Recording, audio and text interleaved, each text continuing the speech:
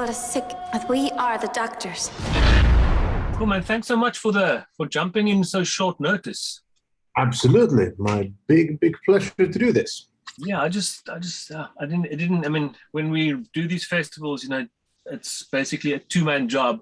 So trying to remember things and get to everything, it's just not thought, fuck, let me just take a chance and see if I can get hold of you. And hey, there we go. I know. I'm also running a festival here in Finland. It's called Timo Film Festival. Well, I'm running it, but I'm part of the team organizing it. It's a very small team, and it's like a gazillion little things that need to be taken in consideration when you actually want to get a festival going. Yeah, no, it's crazy. What type of festival is it? It's kind of a countryside festival, actually. We have a very beautiful countryside area over here in Huhtamo, and we're sort of organizing that in a way that we're bringing there a huge variety of films, from like underground horror films from wherever around the world to the bigger sort of American blockbusters, and but it's more about the sort of the atmosphere. The whole thing than necessarily the selection. I mean, the films are always good, but I think it's the quite unique sort of Finnish countryside experience, which is not very typical for film festivals, and we take that and run with it. Cool, man. Hope it goes well. When is it set for? No, it was already a couple of weeks ago. And, okay. Yeah, and we do it every 2 years. So. Okay. And we initially started our Horror Fest Film Festival over Halloween time. It's our 17th one this year. Okay. In 2009, because we ended up getting so many sort of sci-fi, fantasy, and animation related submissions that we couldn't really. It maybe had some horror elements, or maybe it was just not horror at all. So we just decided we have to just start a festival to cater for those specific genre variants. And so 2009 we started CELLUDROID. The first movie we showed was District 9. So okay, well, I mean that goes. Hopefully we'll get to do District 10 as well. We'll see how that goes. Well, let's see how that goes. But I'm looking forward to that one quite a bit. Yeah. Now, so the first Iron Sky we screened, I think, was the same year that it released. That'll be 2012. Yeah, I think it was Stealth then handling it. Yeah, Stealth was handling it. It's now Myriad. It's now a Myriad, yeah. So just to jump in with, you know, how did your love of filmmaking start? Well, I guess I was never really like sure of what kind of. I always knew that I wanted to do some sort of audio visual, some sort of a storytelling thing, but I never kind of knew whether it'd be like acting or be maybe even theater. I used to do live role playing at that time, so I was kind of interested in the theater side of things as well. And then or writing music or being in a band. The films kind of came together from a couple of sources, I think. Originally, I got really interested in filmmaking through watching David Lynch stuff like Twin Peaks, Fire Walk with Me, and obviously all of his movies. And that sort of, I guess, gave me the idea that it doesn't have to be anything specific. You can make art out of what's in your brain, no matter what's in there. And then at the same time, I found out that a friend of mine was working on this kind of a Star Trek spoof called Star Trek, and they were looking for a director. And I had a very loud voice, so I fit the bill perfectly, right? That really was the only thing that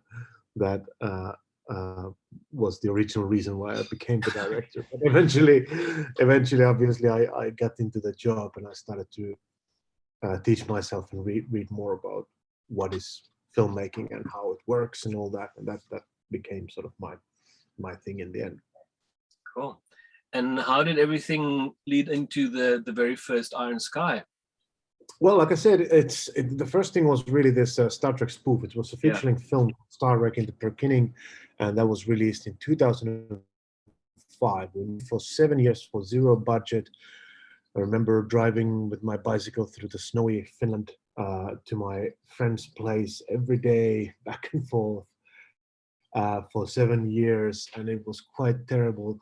the conditions. He had his little flat where we were doing this. We had a big, we had a blue screen over there, and that's basically it. And we did it for 7 years, and then we put the film out in 2005, and it happened to be the first ever released film on the internet. First ever feature-length film that was released on the internet. It was 2005, so it was quite early days of internet, sort of bigger amounts of internet video. So that became quite popular, worldwide popular actually, and based on that popularity, we then found our calling into continue filmmaking. And then we had this idea. We were in a sauna in Finland, and a friend of mine had this idea that, what if we make another movie? If we make another movie, it should be about Nazis on the dark side of the moon. And then obviously we love that idea because it's quite crazy and something that hasn't been done before. And yeah, we just decided that, okay, if we're gonna do it, we're gonna do it. We gotta do it right then, and that's how we started to work on it.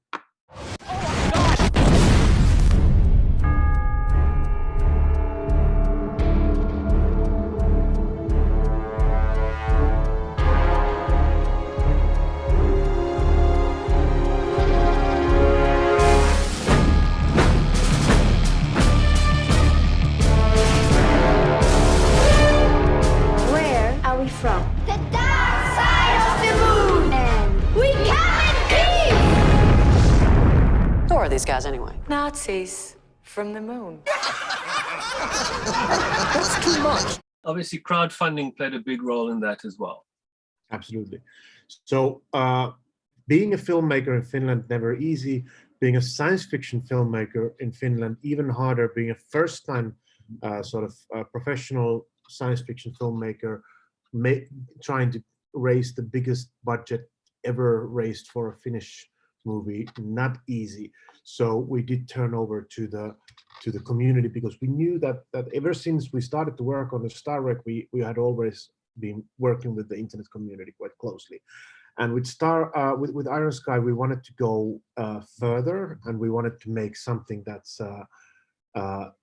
like takes the full advantage of the fact that we have this big fan base on the internet and a lot of interest for this film. So we went over and started to talk with the people and sort of communicate with them and introduce our idea. And eventually, when it came to the problem where we were really standing on the edge of whether we're ever going to be able to make this movie, or are we gonna, or we will make this movie, but everything was dependent on if we're going to get the money now or not. Then we turned over to the fans and the community and said that, okay, guys, this is the situation. If you want to see this film happening, we're going to need to start a crowdfunding campaign. And that had never been done really before on that scale ever before. Yeah. I mean, there had been some tryouts on crowdfunding here and there, but this was definitely kind of the first time it was made on a wider and bigger scale. And so obviously that was also, because of it was kind of newsworthy item as itself, but the whole word of the Iron Sky, Nazis on the Moon from Finland crowdfunding, that started to spread all over the world, and we started to get people chipping in from basically almost every country you can imagine. Yeah, and obviously, I mean, it is very much also humorous and tongue-in-cheek, but do you think that if you made that today, it would have been more difficult? People are far more sensitive about stupid things. Well, I would say I think it's good that people are sensitive, and I think it's part of the learning process of becoming a human, and I think we're on that way. And the question whether or not Iron Sky would be vastly different, I think maybe yes. And I think it's not so much about what's going on around the world and sort of what's allowed to be spoken or what's not allowed to be spoken. I think not so much about that. It's because I've also learned a little bit about, maybe I have a little bit wider worldview now. So that means that some of the things that I tackle in Iron Sky, I probably would have gone a little bit smoother on them. So in a way, I think it's good that I didn't know. The less you know, the better in that sense. Because at the same time, I do watch Iron Sky, and I'm like, all right, yeah, I may not be able to do it exactly this way, next time, but I'm glad I did it this way, because again, it's still a film which has heart in the right place, and the moral compass is on the right place. And when it comes to comedy, I think it was well said by somebody, I think it could have been Louis C.K., who said that, or somebody else, that the comedy, the thing about comedy is that there is a certain line, and the comedy person who's making comedy, your job is to walk on that line. You know, but you need to know which side of the line you're going to walk, but you need to walk on that line. Now, what happens when time passes on that line gets dragged to a certain direction, and it might leave you on this side because you can't change your movie anymore, but the line is dragged. But at the same time, looking back and sort of going ahead and blaming, like, you did so much, you know, you said something that is not appropriate. Yes, it's not appropriate now. I wouldn't say it now. Back then, that was definitely fine. And I could do that, say that, and make that kind of a joke. But at the same time, I think it's all about the fact that if you have the moral compass in the right place, direct in the right place, you should be able and free to do and express yourself in your comedy, no matter what the general sort of atmosphere of the world is. Yeah. And what was the best experience and the worst experience making the first Iron Sky? Well, I guess I mean, it's quite easy to answer. The best experience, that was definitely Berlin Film Festival 2012. We had been chosen into the very, very prestigious Panorama series, which is usually focused on European sort of high-end sort of art movies. And then for whatever reason, we were there. And that we did feel a little bit out of place. Also, we're making a joke and comedy about Nazis, and we're in Berlin Film Festival screening the film for the very first time to an audience. So we had absolutely no idea how it's going to go down. I really remember sitting down on that chair. There was like 2,000 people in the theater. It's a beautiful, beautiful theater. And it's very prestigious. So there was like a nice introduction, and everybody was wearing a suit, and everything was so very, very posh. And I remember sitting down on the chair and just, you know, crunching the edge of the chair, like, all right, this is how I die. And then the whole film started to roll, and like bit by bit, you started to get those beats, those laughs, those jokes like landing, and, you know, people started to get warm and understand that we're not made, because I felt there was this tension in the air. Like, are you guys gonna make fun of the Nazi in the wrong way? Are you gonna make, you know, do you know what you're doing? And bit by bit, the audience started to know that, yeah, we actually do know what we're doing, because we did our homework in order to make a movie which actually ridiculous Nazi, but doesn't diminish the terrors and the crimes that they committed. So that sort of finding that was very important for me for the film. So anyway, seeing that unfolding in the theater was definitely the best. And I think the worst was definitely, I think the worst was we're running down, we were running out of money. We didn't have any support for the movie. This is halfway through the production process. And I remember we were in, I guess in Frankfurt, and it was raining sleet, and we were looking for some locations, and we knew that we had no idea if we're ever going to make this movie. And then for some reason we had a script of the movie, but we were not sure if we were able to finance that. So we had asked another script from another writer from the same topic. And we had just received a script, and it was terrible. It was terrible. I hated absolutely everything about that script.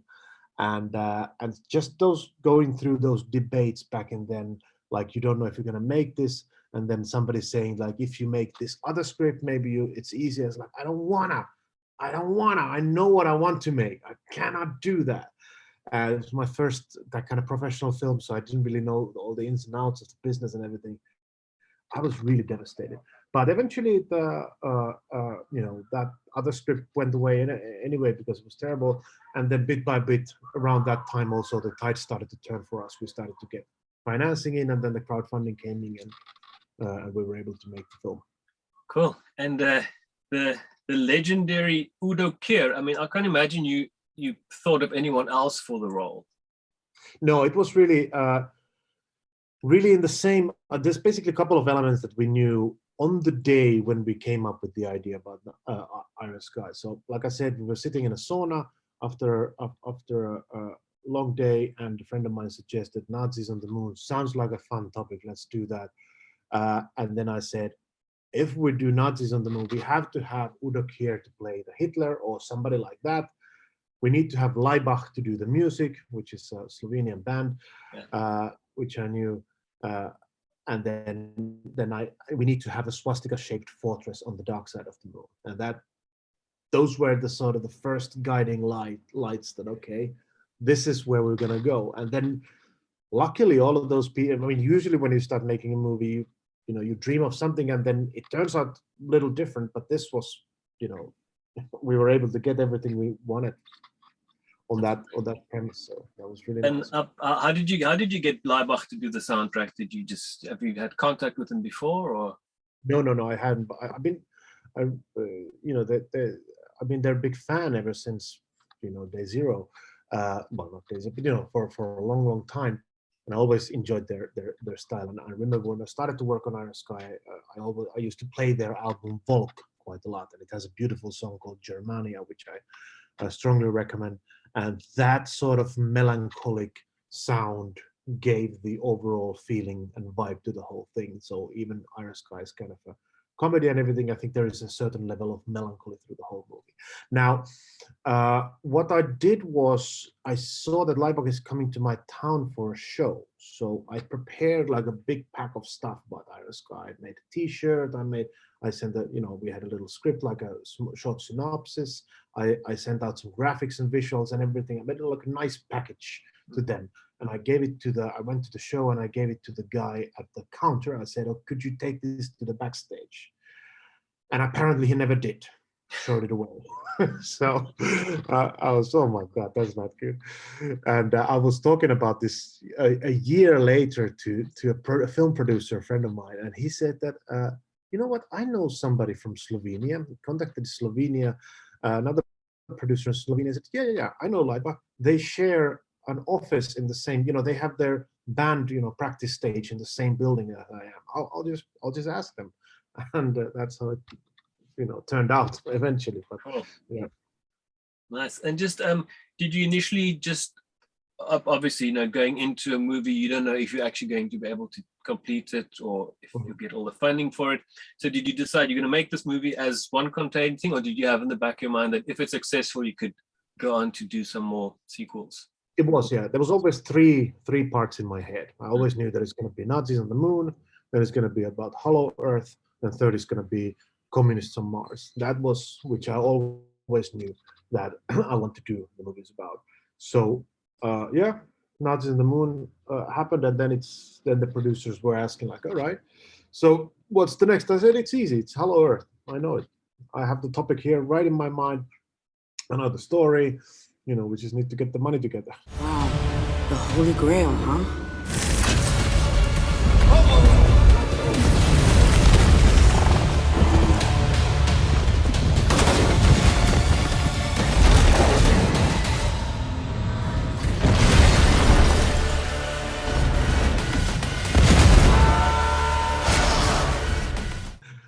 And now we're after that. Now we're setting up together the story about communists on Mars. So cool. And the arc, it's not a sequel as such. Is it just no? It's a spin-off. You would call it's a spin-off or something. Like, it doesn't really have anything to do with Iron Sky. To be really honest, I mean, it has some things. I mean, it's talking about a worldwide conspiracy. It's talking about Illuminati. Like in Iron Sky 1, we're talking about the Nazis in the Moon conspiracy, and in The Coming Race, we're talking about the Hollow Earth conspiracy. With the Ark, we're talking about the Illuminati conspiracy. But it's made in Chinese language for Chinese audience. So that's basically the whole gist of it. And I got invited to do that movie specifically. There already was a script which involved Illuminati going to the moon and elements like that. So I fell in love with that script, and I said that, yeah, I'm happy to do that if I can tweak it around to make it fit a little bit more into my view. But at the same time, I was like quite clear that it isn't, and it's not even attempting to be like Iron Sky kind of crazy stuff. It's a little bit more dramatic, you would say. Okay. Is there a release date for that yet? No, there's no. We are right now putting the post-production together. We had a bit of a hiccup on that road because of the COVID, but it's resuming now, so it's hopefully starting to find the release date, but unfortunately I don't have that. Cool.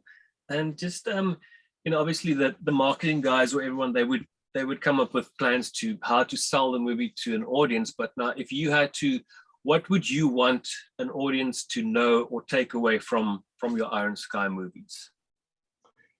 Well, I think I looking back right now, which I didn't know back then, was that they're not movies, they're actually documentaries. and that's something that I should have used that more as a marketing trend. It's like, this is not a movie, this is it's a feature-length documentary which has maybe been dramatized a little bit, but this is what happens in the world. It's not like I made it up, it's just there. No, but it's no, obviously I'm joking on that, but I think I should have used that as a marketing method back then, but of course I didn't know back then. Kind of like the Blair Witch Project did. Yeah, exactly, like make it. But the thing is, like, I didn't know it back then. I just thought that it's a crazy story, which will never happen. You know, it'll never come true. And there's been quite a lot of things that have been quite spot on, like ever since Trump came into power. There's been quite a lot of things that actually fit quite well to the story of Iron Sky. Obviously, there's no Nazis on the moon, but you know, the whole sort of fascist uprising in United States and all that. It's quite striking. Yeah. And how did the Jeepers Creepers job come around? That was after Iron Sky, The Coming Race was released.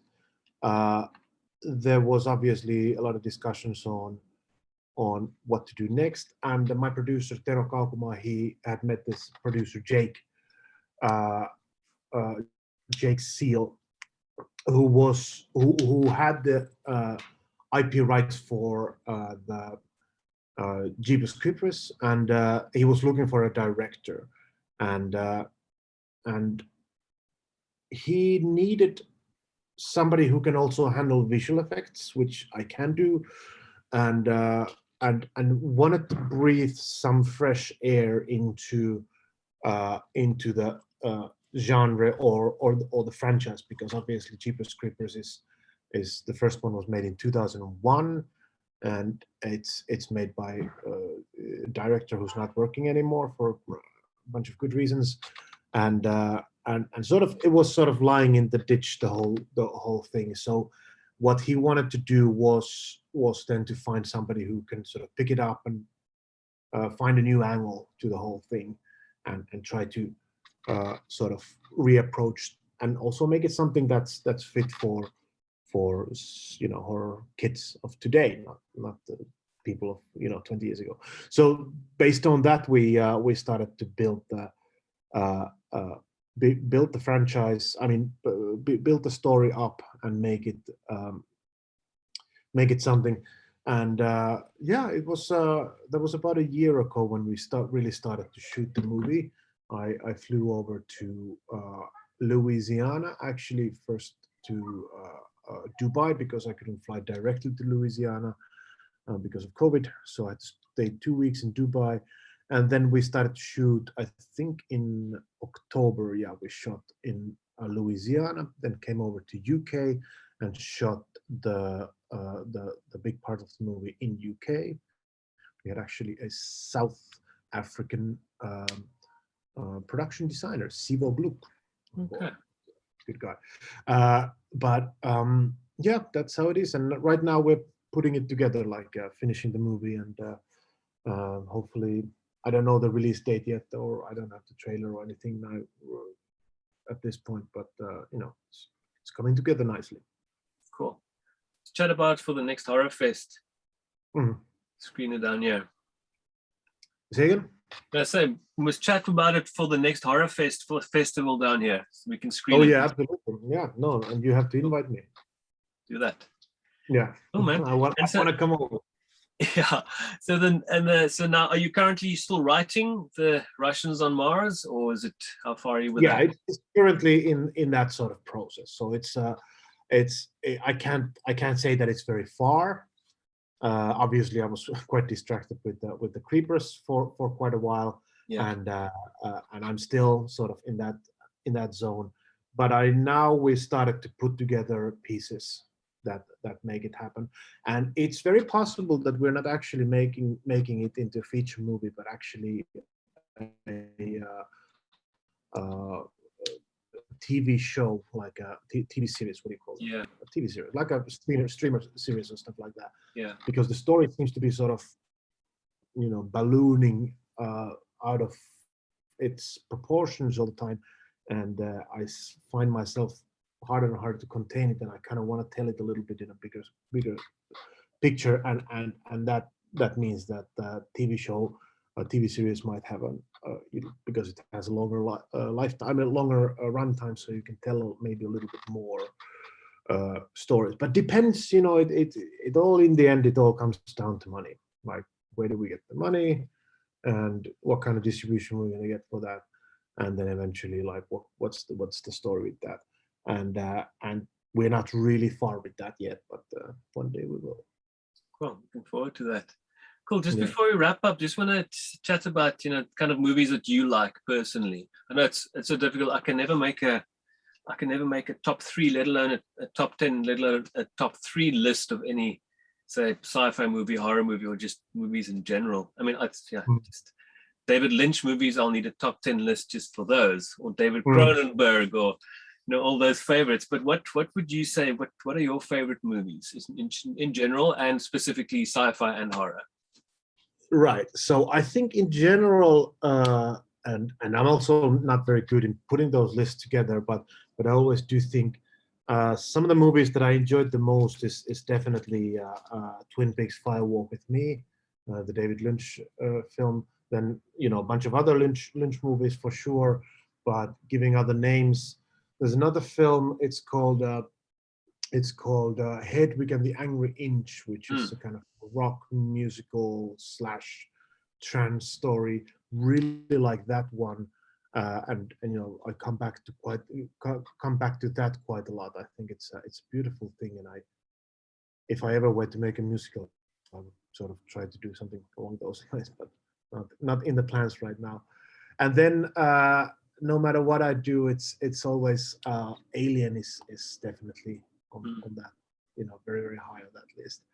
Alien, Blade Runner, sort of, that's the kind of holy couple of sci-fi for me. And when it comes to horror,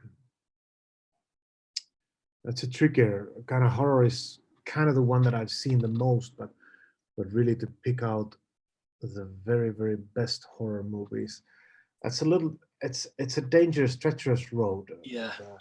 I don't know if I can say like Hellraiser probably is something that I come back to often, but it's so vast and so different, also different purposes, that I don't even want to put them in a list. Yeah. But those are some of my favorite movies, I would say. Cool. Thanks, man. I'm so glad, like I said, so glad we could do this on such short notice. Absolutely. No, it's really fun. Iron Sky, the first and the second one screen today. We still have another day. We've got the one in the afternoon and second one in the evening.